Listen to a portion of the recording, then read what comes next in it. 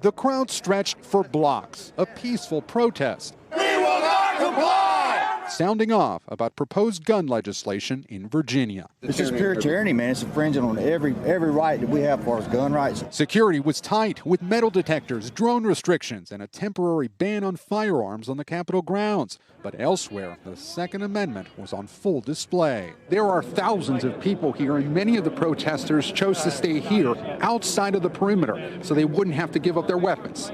Law-abiding gun owners are not the problem. Virginia's governor had declared a state of emergency, hoping to avoid a repeat of the deadly protests in Charlottesville in 2017. Last week, several suspected white supremacists were arrested. Federal authorities say at least some of them had planned to attend today's rally. President Trump is using the event as a call to action, tweeting the Democratic Party in Virginia is working hard to take away your Second Amendment rights.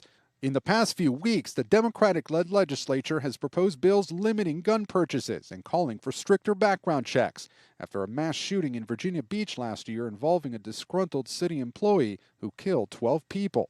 A gun safety group canceled its own demonstration today after what it called credible threats to public safety. Regulation is not confiscation. The two are unrelated, and the gun lobby continues to gin up fear. But today, no violence, just a strong show of force.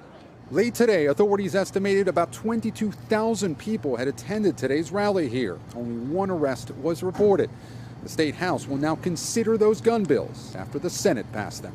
Hey, NBC News fans, thanks for checking out our YouTube channel. Subscribe by clicking on that button down here and click on any of the videos over here to watch the latest interviews, show highlights, and digital exclusives.